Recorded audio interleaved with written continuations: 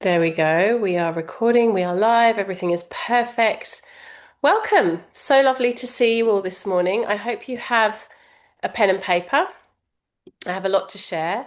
Welcome, especially to new faces, those of you who we haven't met before. Edwina and I are both so delighted to welcome you to Super Simple. Over the next 3 days, we really intend to show you that you can make a good income, have a very robust business, and do it in a way that is really simple. Actually, you know what, Edwina, I'm going to make you co-host Yeah. and then you'll be able to help me let people in, which would mean I'm less distracted. That would be awesome. Okay. Edwina's going to take care of that. That's amazing. So one of the things that I have noticed, and I'm sure that you've all noticed this too, is that life is getting more complicated. It doesn't matter what the problem is that you're trying to solve. It seems like there are a million really, really complex ways in which to do that. Um, I was thinking about this morning. Edwina specializes in perimenopause and supports women. She has a membership program that supports women in perimenopause. And well, I think when I was a kid and my mother was perimenopausal, I don't even know if she would have known the word perimenopause. I don't know if that existed. And I think it's really helpful that we now have language for it. But perimenopause is incredibly complicated now. We have so many different choices and so many different, we're going the natural route or the HRT route, or this person said this and this expert said that, and we're biohacking and we're taking supplements, and it's a whole world, right? And almost anything that you might be interested in kind of feels the same. My son, my 19-year-old son, trains at the gym and he's interested in bodybuilding. He's constantly talking to me about protein macros and meal prepping and different powders and things I don't even understand. But it's very complicated. It's all very complicated. And business has become the same. And so, what used to feel quite simple, and I really want to share this at the very beginning of our time together. Business is really simple, right? It's about having a product or a service that you feel passionate about, sharing it with an audience, and making sure that the income that you take is greater than the cost of providing that product or service. That's it. That's a profitable business, right? You sell something that you're passionate about, you have an audience that purchases it, and you make a profit. So it's not rocket science, it's not complicated, but it has become very complicated. And our intention over the next 3 days is to really show you how it can be simple and bring it back to simplicity. Now, I'm so delighted to see many new faces here. So a big welcome to those of you who haven't worked with us before. And I'm also really happy to see many familiar faces, women that have been working with us for many years, which just goes to show that we're good at what we're doing, right? Because they're still coming back. So that's a little shameless plug. There are some women here in the space I can see today who have taken our Yoga Business Accelerator program. And I'm sure there'll be an opportunity for them to share with you the benefits that they had from that program at some point. So, just to talk briefly about the next 3 days, our intention over the next 3 days, as I just said, is to really give you the vision for what's possible in your work in the world as a self-employed person without making it complex and making sure that profit is part of the equation. We will, at the end of this 3 days, share with you an offering that we have to work deeper with us, a paid container that we would love for you to join us in. And also, we both believe very strongly we want to give you real, genuine value just from this. So, even if you don't join us in the paid container, you will get enough. If you stick around and you pay attention, you will get enough in the next 3 days to get started. In fact, I have a beautiful client. Her name is Eva. She did the Yoga Business Accelerator with us a while ago, who first started working with Edwina and I by doing one of our free programs. She did one of these free 3-part things that we run from time to time, and she set up the foundation of her business from that freebie. She then went on to do Yoga Accelerator with us and now has a robust business that's generating solid income for her. But you can definitely start, you can make a really good start with what you're going to get in the next 3 days. So our intention is to be generous and not to gatekeep and to make sure that you get everything that you could possibly need to know. Um, I have three things that I want to share with you today. Tomorrow is going to be all about social media. So that's what we're going to dive into tomorrow. Tomorrow, Edwina will be talking to you about creating content and social media. And after today, I hope that you will see where that fits into the ecosystem of what I'm going to share today. But today, we're going to talk about the customer journey. We're going to talk about diversifying income. We're going to talk about audience building, and we're going to talk about super simple tech. So that's all the things I want to cover today. You will get a recording, so don't worry if you're furiously scribbling down notes and trying to get everything written down and you miss some bits. All of the links of things that I'm going to share with you will be shared on the recordings page, and also you'll get the recording. So you can sit back and just listen now, and don't worry, all the resources will be shared with you. There's also a workbook. Edwina has popped the link for the workbook in the chat. You don't necessarily need to see it now. You can go and look at that later. There's nothing in there that is going to be important to see immediately. But if you want to follow along there, you definitely can. And we deliberately designed the workbook as a Google Doc so that you can actually type into it. So if you make a copy of it, you'll be able to put your notes into the workbook as we go. I want to tell you a little bit about Edwina and I just very briefly, because I feel that this is really important for you to know. We both make the lion's share of our income in a yoga Ayurveda business. So yes, we are both business coaches and we support women to make money through, their own businesses. We coach women to have successful businesses. But that for both of us is the kind of B business to our A business, which is actually running yoga and Ayurveda based businesses. And they both, very profitable. We both run memberships. We take retreats to India. We also run in-person events for yoga and Ayurveda. And we run like group programs and online events. So we're practicing what we preach. We've both been in this industry for a very long time and seen all the ups and downs. I used to run bricks and mortar yoga studios for many years, and now I've pivoted to working almost entirely online. But the reason this is important is that a lot of business coaching is only coaches teaching coaches to teach coaches who teach coaches. Like it's sort of like this domino effect of coaches, and no one's actually running a business out in the real world, selling product or offering a service outside of coaching. And I want you guys to know that we're running yoga businesses still right now that are working. So we're actually we're walking the talk, and we've got our eyes on the industry because we're invested in it too.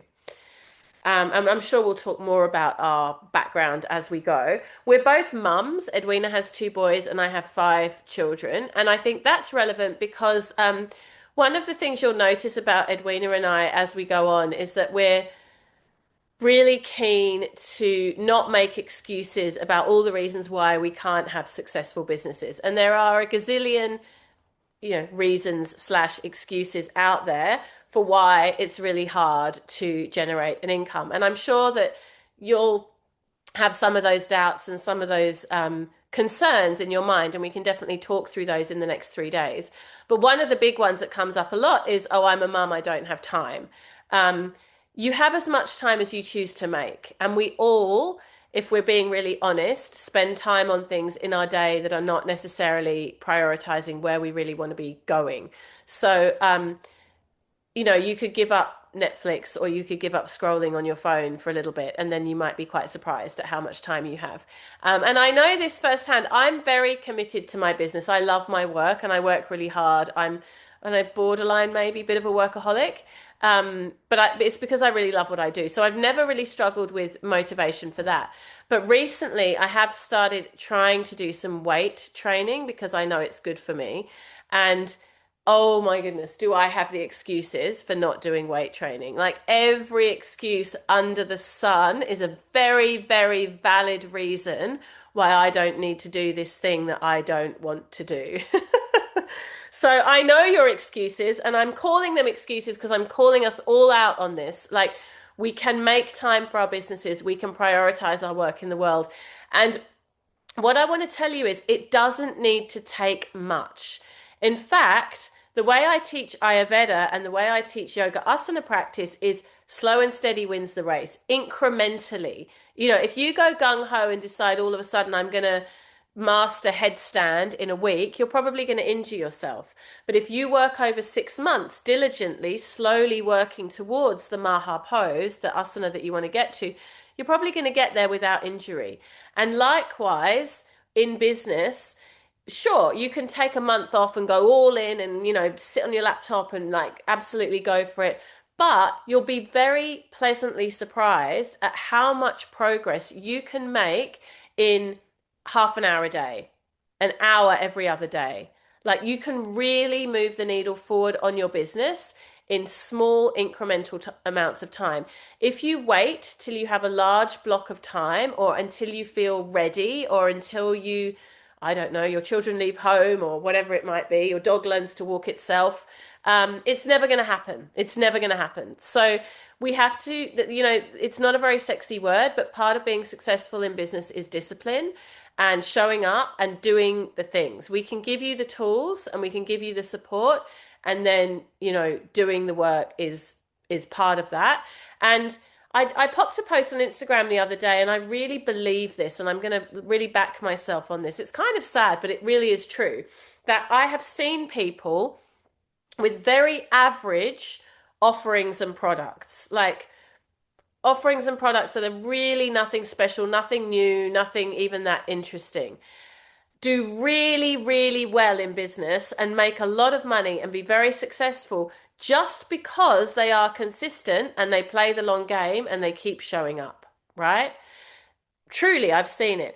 I've also seen, and this is heartbreaking, women with brilliant ideas, beautiful work, incredible offerings, beautiful products not be successful because they don't stick around and stay at it for long enough.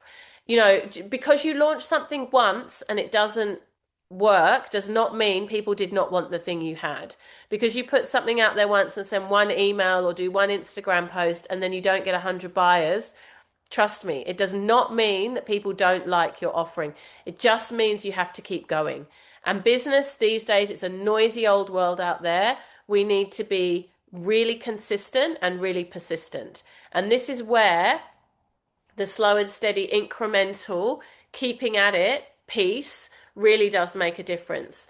I got divorced 7 years ago, and at that time in my life, I had to really get serious about my income. I had to start earning money in a way that I hadn't had to prior to that. And I decided to do that online. I'd never run an online business before. Everything I'd done up until that point was in person, but I knew I wanted to be around for my kids and I knew that online was going to work for me. Now, I did have a foundation. I'd been a yoga teacher prior to that for quite a while, but I didn't really have a big online following or, you know, like I said, I wasn't doing anything online at that time. The first couple of years, I made pocket money. I made additional money to what I was already doing, and I was going out and teaching yoga classes in different places. Year 3, I started to make a sustainable income. Year 4, year 5, year 6, year 7, now I'm making a really solid multiple 3-figure income doing this work. And of course, I'm amazing at what I do. I'm one of the ones that's really good, and so are all of you. But a major, major factor in that, and I know that Edwina is the same, is the consistency. It's the showing up, not giving up, doing the same thing lots of times, repeating myself. Yeah, not constantly pivoting and changing and flip-flopping, but just staying with it. Running a business is like running a marathon. You know, it's not a sprint. You don't just get instant results. And the coaches that promise you that, they're not really being they're not in integrity. It's a slow, steady, beautiful learning journey. And if you stick with it, you're almost guaranteed results. That really is the truth. It's not a case of like some people get blessed by the magic good business fairy and some people don't. It's just strategy, consistency, and a little sprinkling of mindset. And we're going to help you with all of that today. Okay, so first thing I want to talk about today, and I will open up for some questions at the end, but on Thursday, we have a full Q&A session. So today it'll mostly be me giving you lots of information. Tomorrow will be Edwina sharing with you, and then on Thursday there'll be a big Q&A opportunity. But I will open up for some questions today as well. So first thing I want to talk to you about is your customer journey or your customer pathway. What does this mean? How people come into your world and how they then have the opportunity to purchase from you. Now, one piece I want to recommend here that I think is incredibly important and something I see spiritual entrepreneurs and yoga teachers not doing enough of is diversifying your income streams. So if you look at where you get your income from right now and all your eggs are in one basket, you're teaching in only one studio or you're only teaching in-person classes, or you are only serving one demographic of people, you're probably limiting your income. At the very least, I want to recommend to you that if you don't have any online offering, the next step in diversifying your income will be to start something online, to have an online offering. And that online offering might be adjacent to what you're doing in person, right? So if you have a group, let's say you teach a class on a Tuesday night at the community hall, right? Restorative yoga, as an example. That's great. You're making a living doing that, and maybe it's doing well. So you add another class on a Thursday morning, and you're doing that one too, and they're going well.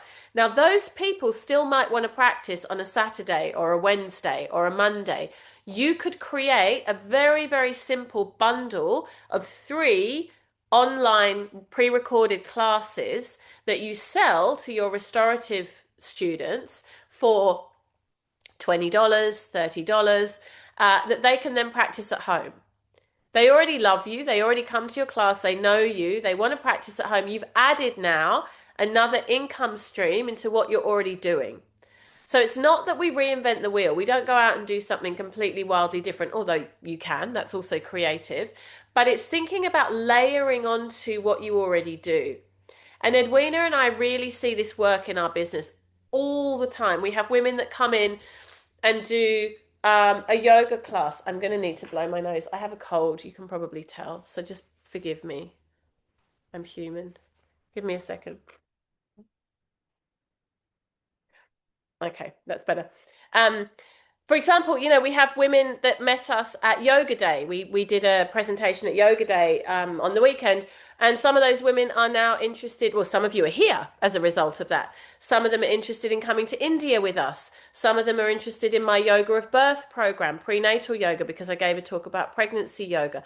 So in this way, there are lots of different places that women who come into my world, and I say women because I mostly work with women, but you might have a broader audience, are able to engage with what we're doing. If you don't live in Sydney, that's fine. I've got online offerings. If you do live in Sydney, I have an in-person teacher training you might be interested in. What I don't do ever is put all my eggs in one basket and have all my income generated from one area, because it's really risky. What if the studio that you teach in closes down? What if your online offerings don't do so well and then you need to lean back into your in person? What if you get sick and you can't show up and teach? You can still offer something online, right?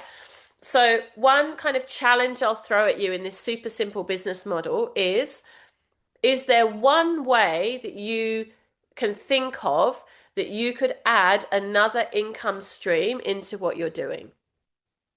And for many of you, my strong recommendation will be add in a small online offering if you're not already doing that. Some of you, it might even be products. You might start making some jewelry and selling some jewelry to your students and clients, or you might. We had a woman in one of the trainings that we ran who created a tarot card deck that she was selling. Like, there's so many different ways that you can diversify your income stream, but that's my starting message: is do not have all your eggs in one basket. Okay. Then we want to think about, how do clients find us and how do they move through the ecosystem of what we're offering? And another thing I want to strongly advocate for you and really, really strongly promote today is that you need a free entry level offering, right? If all you're doing is selling things, but people don't have the opportunity to get to know you without committing financially, it will really slow your business down. So if you have a product-based business, Are you able to send out a free sample? Is there a way people can try before they buy? And if you have a services-based business, which many of us do, we're yoga teachers, a lot of us, although what Edwina and I offer is also open to spiritual entrepreneurs and people that are, we do serve quite a diverse range of women in business actually, but our main demographic is yoga teachers. Then do you have a way that people can, so simple, for example, first class free. Cynthia, who did the Yoga Business Accelerator with us last time, last round that we ran, she has a small yoga studio in Singleton, about 3 hours drive away from Sydney. And it was quiet. It wasn't doing so well. And we spoke to her about her business. She changed two things to make her business incredibly more successful. The first was she changed her messaging so that she was actually speaking to her local community. She changed the wording that she was using on her flyers, in her Instagram, so that it really resonated for the demographic of people where she was living. She lives in an area where there's lots of tradies. They weren't interested in language like reset your nervous system. They were interested in things like come and de-stress after work, try yoga before you go to the pub, that type of thing. And she changed her messaging and it was really effective. And then the other thing that she did, which was a game changer for her business, is she offered your first class is free.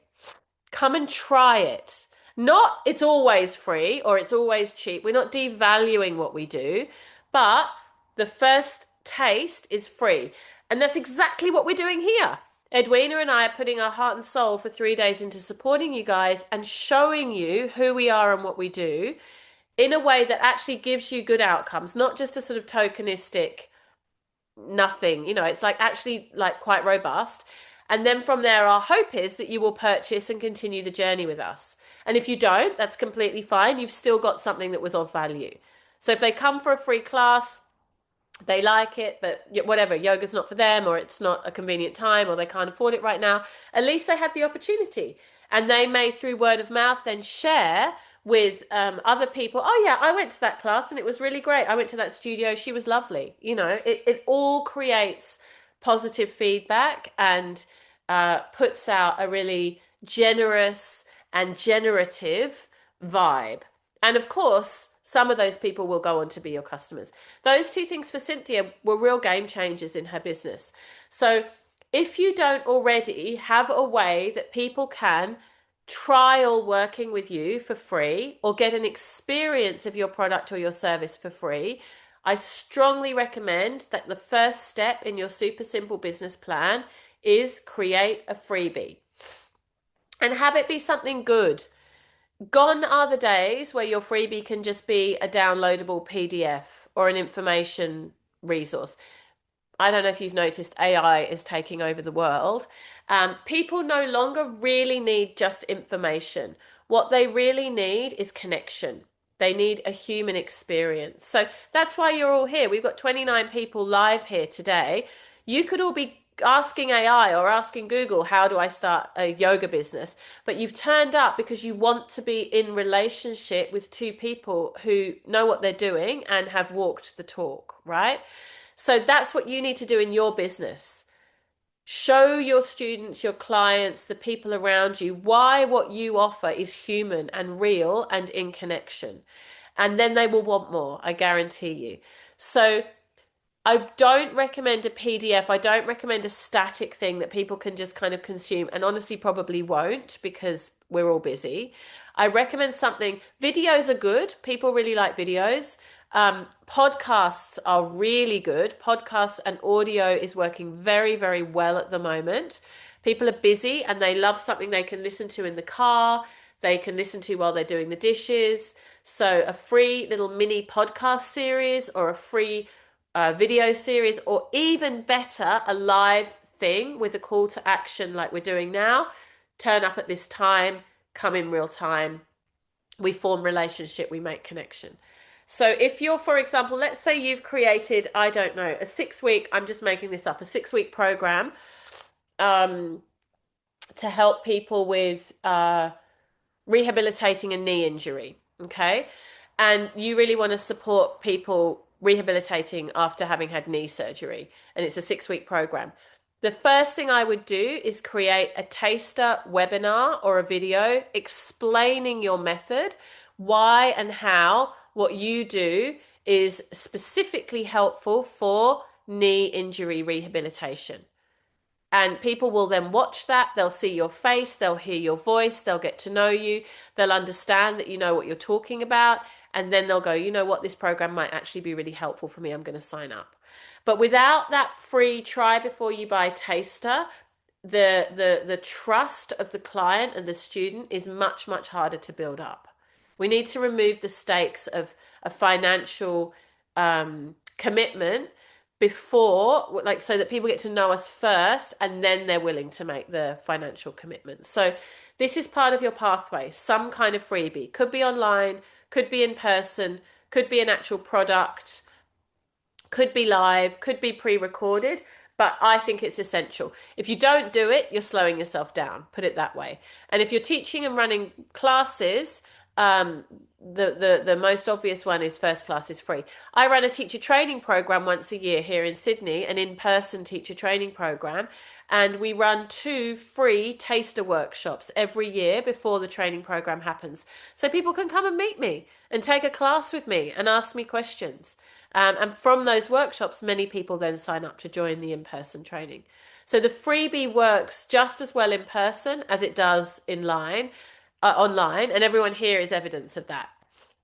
Next, from your freebie, you've kind of got a couple of options of where you go here. Either people can join you for a low cost offer, or you can go straight to like a signature program, a more in-depth offer. So, there's a range of different ways that we can do this, and the pathways can become more complex.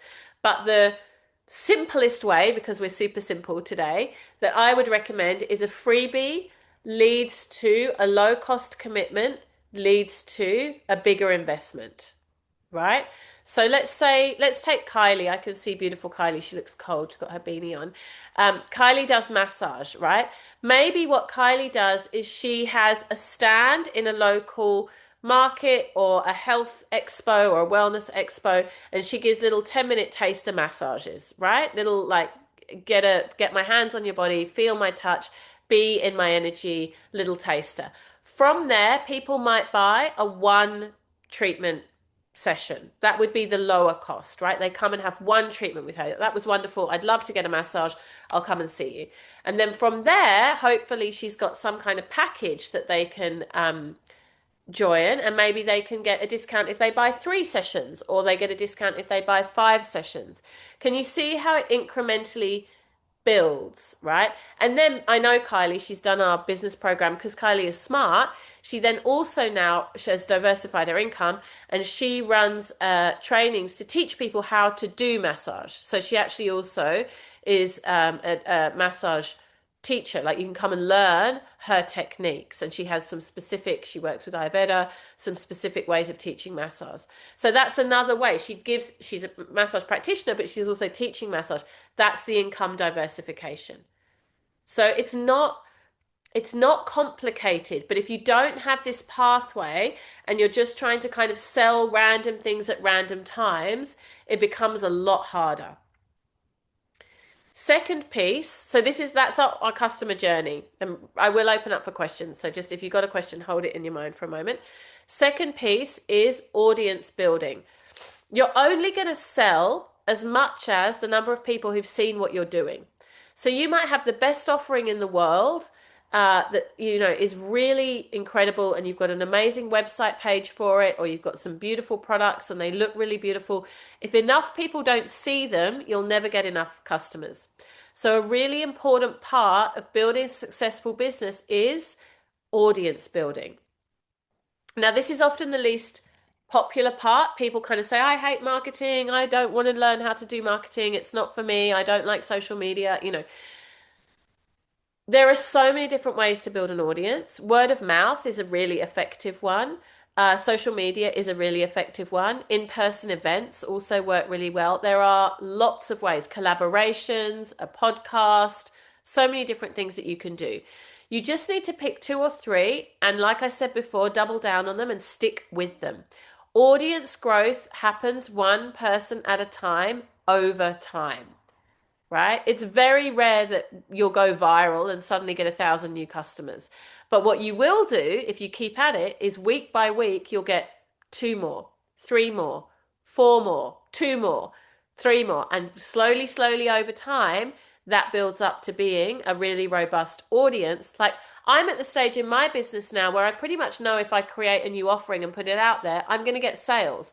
But that's because I've got thousands of people on my database. So they're ready to buy from me. They know me, they've done things with me before, they trust me, they're ready to buy things from me. How did I get thousands of people on my database? One person at a time. Literally one person at a time, right? I didn't buy them, there's no magic formula. I just slowly, slowly kept putting my things out there, doing my free offerings, asking people to share, showing up on Instagram, and one person at a time, I built this audience. And you can do the same thing. You've just got to be willing to consistently, slowly keep chipping away at it. Audience building matters. You will see coaches out there who say, you don't need big audiences. You actually don't need big audiences, but you do need people to have their eyes on your work and to be ready to buy. And the only way that will happen is if you put yourself out there.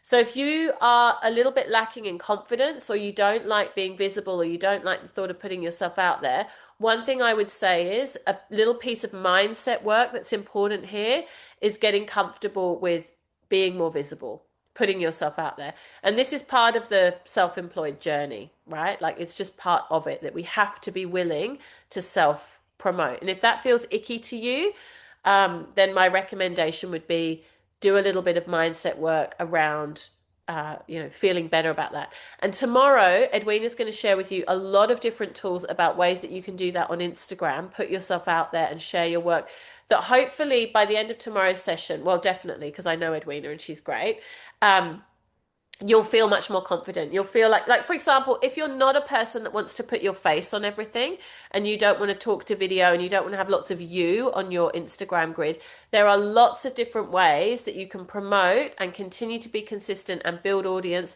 without it having to be all about your face. And Edwina, I know, will share some of those strategies with you tomorrow. That's just one example. So audience building is a thing. And then the last piece I want to share with you, I want to give you, because I said I wanted to share with you some really practical advice before I open up for questions and answers about tech, because this is a place where people often get stuck, right? They're like, I know I want to do something online. I know I want to diversify my income. I know I want to add to my offerings or create a free thing that I can share with people, but I just don't know where to begin with all the tech. In the Yoga Business Accelerator program that we run, which is our in-depth support framework for building your business, we go into this a lot more, and we will give you a lot more bespoke, like tailored for you advice. But right now, I want to give you something that would get you started if you hadn't done anything online before. So the first thing I recommend you do is open an Instagram account and start building it. You don't have to use Instagram. You could use Substack, you could use YouTube, you could use another method, even a private blog. In my experience, in our experience, Instagram is still the low-hanging fruit. It's still the easiest access point to finding people quickly and easily. I do think Substack is growing, and I'm about to launch my own Substack. I really like Substack. For those that don't know, it's a long-form writing platform. And YouTube, I've seen people build really busy businesses, like good businesses on YouTube. Remember that woman, Edwina, that we had come into the accelerator a few years ago who was Ukrainian, and she had a massive following on YouTube in the Ukraine teaching yoga, and she hadn't been able to monetize it. She had like thousands and thousands of people doing her classes in Ukraine on YouTube, and we helped her figure out a way that she could start charging and start offering some paid offerings, and she was able to start monetizing. So yeah, YouTube could definitely work, but it's a bit of a slower build, I think, unless you've already got an audience. I think Instagram is the one. If you're looking for advice and you haven't done anything yet, I would say start there. Then you need somewhere to send them. The link in bio, the famous link in bio. Where do they go next? So if you don't have a website, you need a website. And if you want something really, really simple, we recommend a platform. And I'm not affiliated to any of these platforms. You can choose your own platform. But something that can take a lot of time and energy is deciding on tech. And we've even seen people completely stall and not launch anything because they're still fiddling around trying to decide on tech. Elizabeth just raised her hand. But Elizabeth joined one of my containers, one of my paid programs, and we've got you on Podia now. Are you starting? Have you started building? Yeah, I'm going to take that as a yes. Yes, yeah, you have. You've started building on Podia. So Milkshake is a really good one. It'll be on the notes on your recording page. Milkshake is free, and I'm trying to give you suggestions at a really low cost. So I'm imagining that you're like on a super tight budget now. You want to launch something, you want to put something out there, but you don't want to spend a bunch of money on tech. I'm with Kajabi. I love Kajabi, but they're expensive. So let's start with something really simple. Then when you start making money, you can invest in more, in better tech. Milkshake is free. You can build a really simple About Me page, a really simple sales page, a really simple Contact Me page, right? And it looks pretty. It's quite nice. Like you can do some quite nice graphics and things. So that's my link in bio, sort of mini website, totally free starting point. From there, you're probably going to need Zoom. Every single 30, all 32 of you here have got Zoom because you're here. So that's great. You know how to use Zoom. You're going to be able to record something on Zoom. Zoom is really good for recording because it creates really manageable files. So do not use your audio app on your phone or your video on your phone because then you're going to have a massive file that's going to be really, really hard to utilize. Zoom will give you a transcribe, it will give you just the audio file, it will give you the video file, and it will give you summary notes with its magic AI gizmos. So I love Zoom. I use it not only for presentations like this in person, but also for creating pre-recorded content. It's a really, really manageable way of working with creating content. You also need to have a way that people can pay you. So you can set up with Stripe, or actually I think PayPal is really easy because PayPal, you can create a payment button. Again, it's free. People can pay you through PayPal. And if they don't have a PayPal account, there's an option that they can pay you with their credit card. Again, so we've got a free website. We've got, you might have to pay something for Zoom, but there is a free version. And we've got free payment system. You will pay a commission to PayPal on what you earn, but by then you're taking money, so that's great. Right, let's give PayPal a commission. And I do just want to say this, there's no business that you can run completely for free. And I often find when people are starting out wanting to create something online, they're very resistant to pay money for a platform or to PayPal or to Stripe or whatever. But it costs money to start a business. If you wanted to start a shop, you would have to invest in a lease, you would have to get signage, you would have to employ staff. It would cost a lot of money.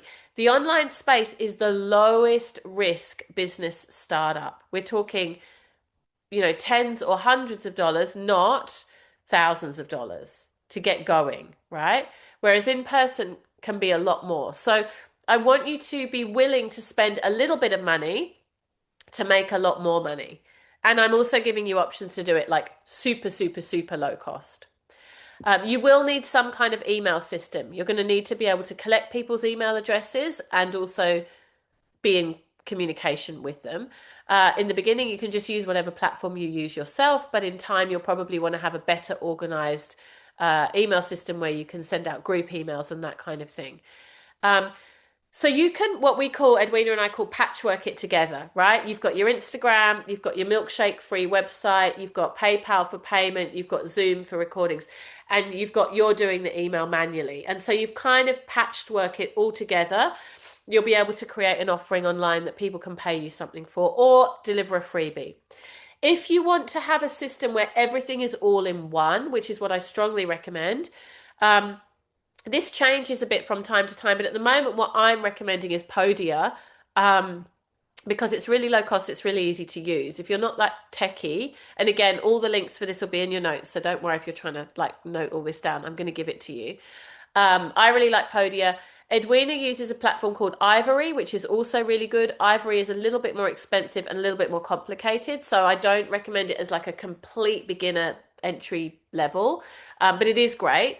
Kajabi's great, but they're ripping me off at this point. I'm not actively promoting them because I just think they're too expensive. What they do is really good, but it's too much money. Podia is really good. It's very, very affordable. And Podia is your website. it's your course content, it's your payment system, and it's your email all in one, interacting with each other, not patchworked together, which is where mistakes can happen, right? So if someone gets the freebie from you on Instagram and then you have to manually go and email it out to them, that's a lot of remembering and doing that you have to do for each person. Whereas if you have it set up in the back end of a system where it automatically captures them, puts their email address into a database and then sends them the thing, much more relaxing. Like there are 275 women registered for this super simple program. All the emails that you got sent with the Zoom link and the page and this and that, of course, it was all automated. Imagine if I had to do that by myself manually for each person.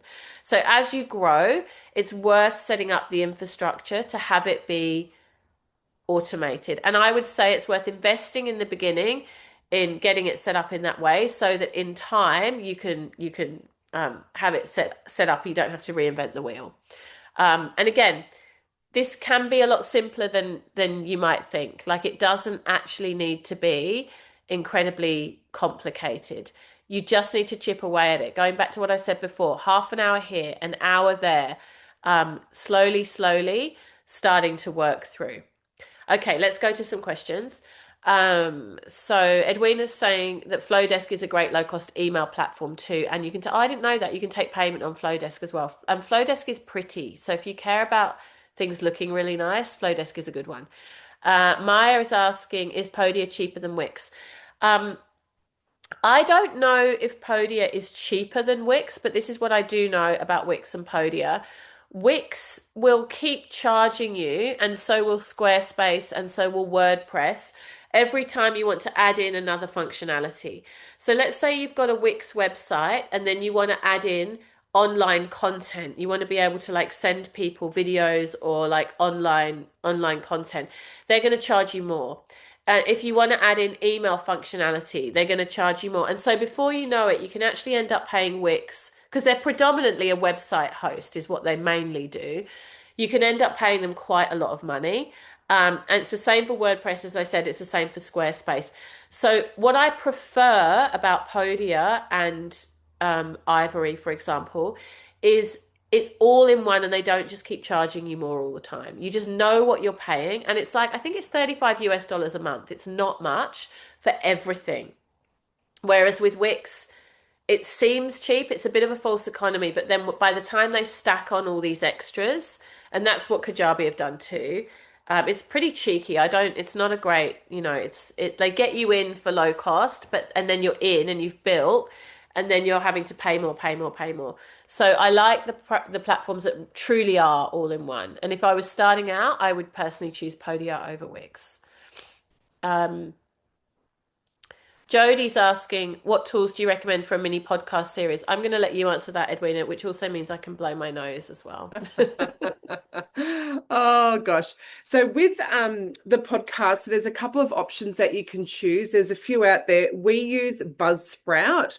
I was using Kajabi, but I moved my Kajabi to Ivory, and I found a platform called Buzzsprout. From all of my research, it was the one that I found to have everything I needed in the one platform.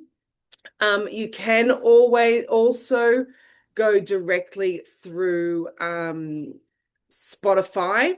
So Spotify will now allow you, they've got like a whole creators area and platform. So you can produce and launch through Spotify as well. So they would be the two that I recommend. And when you get into a podcast, like you use the podcast platform like Buzzsprout, you can just upload your recordings and then you push it out to Apple, you push it out, it all kind of connects and goes in the back end. You can do it to YouTube, Apple, Google, Spotify, and they all kind of, get pushed out everywhere via the feed. So that's really easy and really simple to use. I found Buzzsprout the best. And then you can simply, if you want to create a podcast, you can, as Katie was saying before, just use Zoom, and you can record directly in Zoom and take the audio recording and upload that into Buzzsprout. And what I love about Buzzsprout is you can add like footers with links, and you can do all of those things in there as well. So it's really great. So someone will listen to your podcast and they can click directly on the link for what your call to action is. Yeah, that's what I'd Yeah. recommend. It worked really. We did a private podcast a while ago, Edwina and I together in Buzzsprout, and it was so good. And it keeps working for you because people keep finding it. We're still getting people listening to it, aren't we? Yeah, Yeah, it's really, really great. Um, good. Elizabeth is saying, as someone who was paying for a domain name, an email address, WordPress for the past 12 months and not using any of it because I couldn't figure out how, I connected my domain name and email address to Podia account in one night and I'm finding it so much easier to build the first site. Yeah. So it's like when it's sort of like a one-stop shop. Everything is just there and then you're building it out and you know it's all going to be able to talk to each other. Like the email will talk to the website and the website will talk to the payment system and the payment system will talk to the automated send the recording thing. You know, it's all easy. Whereas if you're doing it in the patchwork way, um, it's much clunkier. It's much harder to make sure that those glitches don't happen. Um, yeah. Oh, Gloria would like your details, Kylie. See, there we go. We're already networking away. Already So good. collaborating I and love it. networking. Um, okay, I would love if there is a brave woman who wants to share with us a little bit about their business and tell me where you feel you're not yet diversifying your income and you perhaps could, or you don't have a free offer, but you might want to try one. Would anyone like to just ask that question, like be a little mini case study for a moment? Gloria. Hi, I'd love Hi, to chat. Gloria. Hi, how you doing? Thanks so much for the info so far. It's been really useful. Thank you. You're so welcome. Tell us about you and your business. So I have I've been teaching yoga for a long time and now I'm moving more into tantra workshops and I've had some really great one-on-one sessions with all my clients. So my difficulty is transferring those into online offerings or just the discretion around it because some of it is pleasure-based practices and some of it is a little bit more intimate. So I'm just finding it really hard to find the language because I think people cling on to that word tantra and think it's something to do with sex, and it's not. It's, it's more about the emotions and the regulation of the nervous system. Yeah. So and it's so personal that I find that every session I've done has been completely different. So I don't know how to be generic about it and offer it out to, if there was a free online offering, it's so individual to each person or to each couple that I don't know how to start with that Okay. generic offering, I guess. Got it. Well, first of all, I love that you've got the niche, and I don't think you should necessarily try to make it be for everyone because it is a niche. It's going to appeal to some people, it's not going to appeal to others. So that's one piece. There's nothing wrong, and I want to say this to all of you, not just Gloria. There's nothing wrong with knowing what you do and who you serve and knowing that it's not for everyone, right? So that's lean into that. Especially with online offerings, we've got the whole of the internet to serve. So we can be as specific as we want to be, and often the more specific you are, the more people you would get. So the first thing I would do, Gloria, is I would look at like who are the people you really love serving and be like specifically speak to them. Like is it younger people? Is it couples? Is it older people? Is it people that are dealing with a particular challenge or wanting to overcome a particular issue? Like really that's your languaging. So I would be leaning into the languaging around the problems that you solve rather than the specifics of the practices. And again, this is really good advice for all of you. And I know Edwina is going to talk about this more tomorrow. So that's one piece. Now, what sounds like what might work really well for you, because you're saying actually it's not one thing for everyone, is a quiz. Quizzes work really well as a freebie. People love quizzes for a start. Quizzes Okay. are super fun. And you could have a quiz where I don't know the specifics of your business, but you're basically telling me that people kind of fit into different categories. It's not everyone's not the same. So then you could create some different archetypes maybe, or some different um, uh, solutions depending on what's going on for someone. And you could create the quiz that then sends them onto that pathway. And then they get an automated email with some specific next steps or advice just for them. Does that sound like it could work for you? Yeah, it does actually. Yeah. Okay, thank Yeah. you. And then with the languaging, another thing I would say is really think about finding words that are not the same words that everyone is using. Like I'll give you an example here. Um, Nervous system regulation. Everyone is talking about nervous system regulation. All like, I don't. It's probably just my algorithm, but like honestly, I feel like everyone is wanting to sell me nervous system regulation. So let's just sit down and brainstorm 5 different ways of saying nervous system regulation. So, for example, for you, Gloria, tell me in like one sentence what it is that you do, or like a couple of sentences. Helping people understand their feelings so well that they can respond in real time to any given situation. Amazing. What a great tagline. So good. I mean, you've actually just already done the marketing. You just did it for me. Like you did it there and then. Like none of that said anything about sex or anything about anything confronting and then you can say, and the tools I use are tantra based and this is how we do that. But you've put it into layman's terms without using any kind of buzzwords that people don't understand or just kind of switch off with. So, Yeah, okay. yeah. Yeah, I mean, I've been using that as well. So I feel like, yeah, I just need to get it onto a website and sort of put the next steps out there. Have you got Instagram? I do, but I'm one of those people who hate it. I Yeah. guess with what you were saying earlier about where we spend our time, I find that when I'm on there, I just get caught up in the cycle of if I post something, I get really caught up in seeing who liked it and getting really, yeah, just hating being on there, even as a creator. And I get just overwhelmed with, the feedback loop of who likes me. Yeah. Come tomorrow and you'll get so much good support from Edwina. But I will just speak to this like who likes me thing and the popularity thing. A successful business, and this will sound really blunt, but I'm just going to put it out there, is a business that serves the right people and makes money. Right? We're in business to make money, and there's no shame in that. Like it's what we're here for, but also to genuinely serve the right people. It's not a popularity contest. So, one of the most valuable things that you can do early on in your business, and this is kind of a mindset piece, is disconnect conflating your self-worth with your business.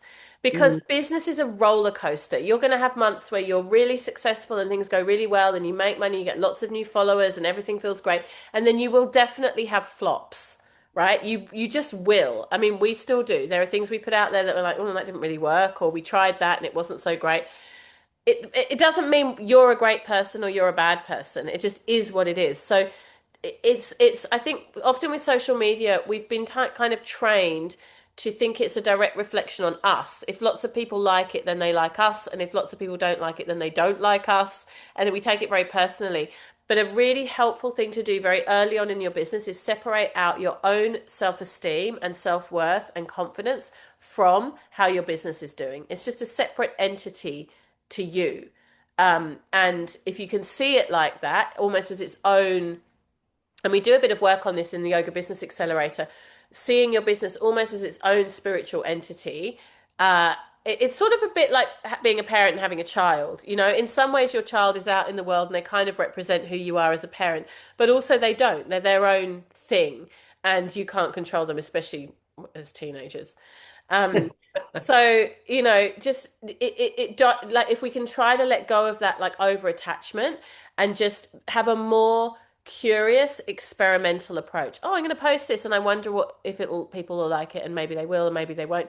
And you'll constantly be surprised. People love things that we just thought, well, oh, I threw that together in a second and didn't really think it was going to be anything. And also there will be times where you put your heart and soul into a carousel and spend all morning making it and putting lots of thought into it, and it gets like 2 likes. So it's a little bit unpredictable, and we have to be a bit resilient and kind of have a thick skin, and also remember that your business is not you. You are already worthy, you're already wonderful, you're already a complete human being. Your business is just a little part of your offering, who you are and what you're doing. Thanks for sharing, Gloria. Does Thanks. someone else want to have a share with us their business and where they're at? Jody, we met you at Yoga Day, didn't we? You did, yes. Yes, lovely to see you. Yeah, likewise. Thank you. So I went into partnership with my friend who's also a yoga therapist, and What we wanted to do was target two markets, and one of them was supporting yoga teachers to deepen their own practice and their own self-learning, that whole journey of you don't do a yoga course and then you're done. It's an ongoing thing, but then also reaching people with that message of yoga therapy and how they can implement small changes in their own life to, affect change and support the body back to health and well-being. And I think we've been caught in a little bit of a trap. Neither of us were big on the social media. And, just this whole idea of what do we lead with and how do we promote? And when we first came up with the idea of let's get this thing off the ground, we decided to partner with a few people to give us credibility and reach in the market. And we've run one event, we've got another one coming up in July, and that's going well. But I kind of feel like we need to really sharpen up in terms of what we're going after, because we already made it tricky with two very different audiences that we're trying to reach. And then, how do we move forward from there? Yeah.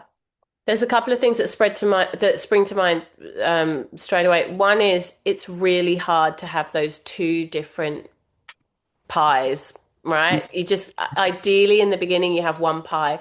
There's a business coach who I love. Her name's Rachel Rodgers. Those of you at Yoga Day might have heard me recommend her book. It's called We Should All Be Millionaires. Absolutely brilliant book and brilliant woman. And Rachel Rodgers says that you should only have one offering and one business idea until it's made you $1 million. And only then can you consider adding in another something. Now, I don't take this advice. I'm terrible at it. I know it's the right advice. And Edwina and I have this conversation all the time. We're like always trying to like not, we call it throw spaghetti at the wall, do too many things, like really trying to, because that's every time we have a big win, it's because we've stayed in our lane and we've been consistent. So my advice to you is if you can, choose one at least for a while and really double down on that. Doesn't mean the other idea has to be completely rejected or forgotten, but just for a while, really go all in on one. And it is a case of do as I say, not as I do. So I recognize the hypocrisy in that, but I do know it's good advice.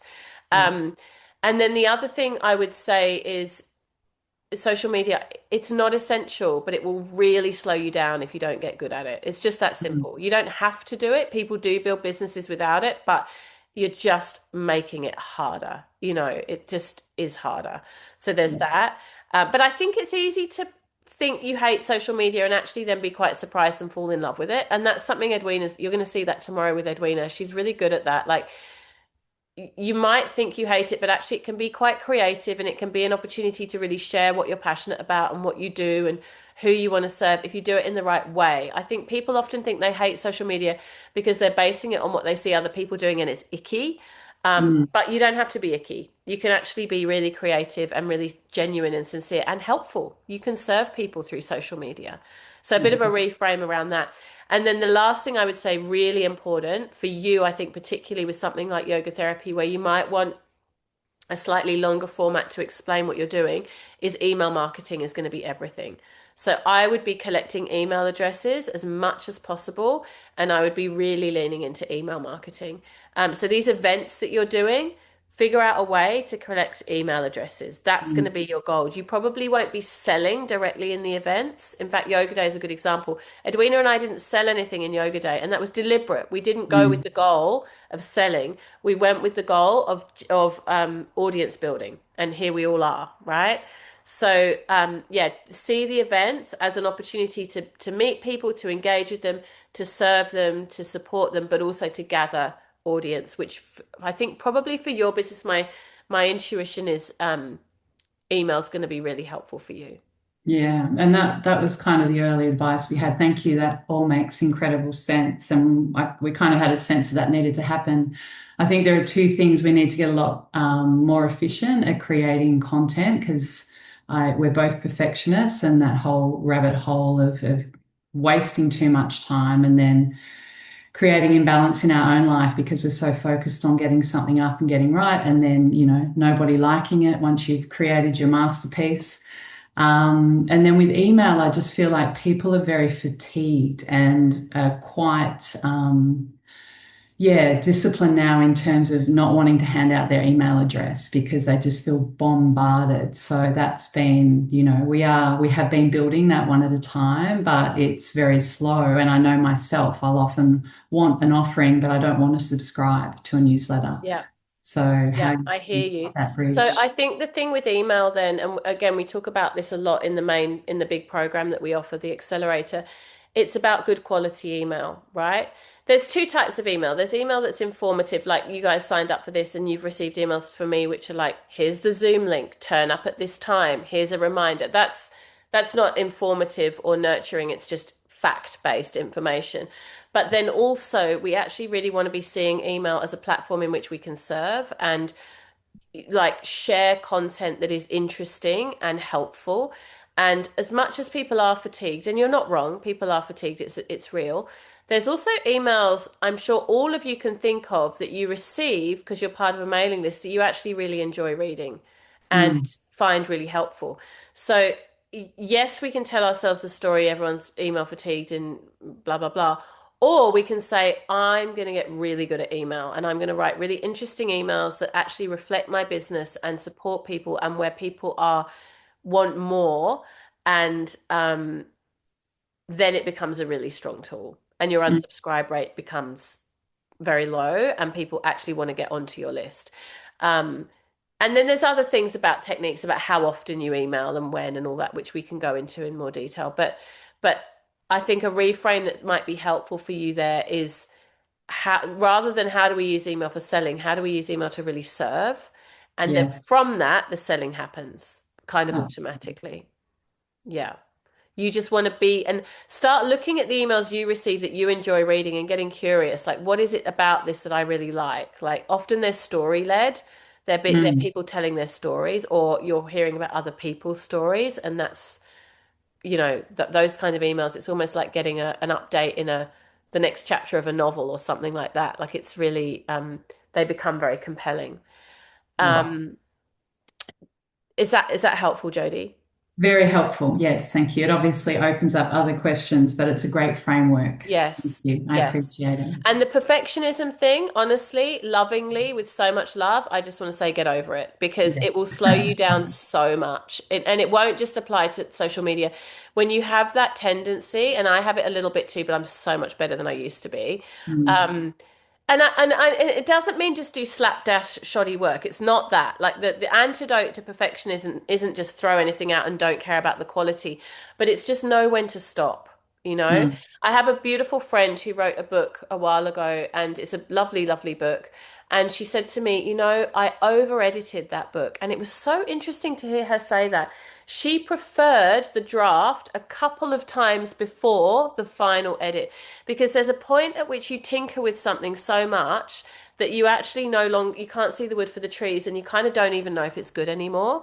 So we want to catch ourselves in the draft before the overly edited draft and put it out there. And you know what? I mean, these days, if you make a mistake, if there's a typo or a spelling error or, whatever, who cares? Like people just aren't paying that much attention. Yeah. Thank you. Thanks for sharing. Chelsea says it's so liberating to let go of what people think. I've had low performing posts that have been the reason someone reached out and booked. Yeah. We put a post up of the Taj Mahal 2 days ago. This is such a good example. It did not perform particularly well. We got a few likes, like it was not like a gangbusters post. We had 2 people booked for the India retreat because they saw that post. So it's not about the metrics we should measure against are our profit and our relationships, not likes on social media. That is not a good metric to be measuring. Yeah, Edwina gives the age-old advice of create before you consume, which I'm sure she'll talk about more tomorrow. Yeah, and she's reinforcing what I said. People are fatigued by too much noise, but love a really good read. And long form is trending. It's coming back. Absolutely. Okay, amazing. I think we will call that a day for today. The recording will go up. You have the landing page, which is all your resources. It's where the workbook will be. It's where all of the notes and links will be. And it's where the recordings will be. You'll be sent the link for that multiple times over the next few days. So don't worry if you're not sure where that is now, you'll definitely receive it. And And tomorrow, as I said, Edwina will be diving into social media. So that's definitely, hopefully, you can see already why that's such an important part of the jigsaw puzzle. And then if you do have questions or you want a little bit more of our attention on your work, show up live, because on Thursday there'll be Q&A tomorrow, but on Thursday as well, there'll be an opportunity to like really like look at your individual work and give you some bespoke advice. Thanks for being here, everyone. Have a beautiful, beautiful day. See you all tomorrow.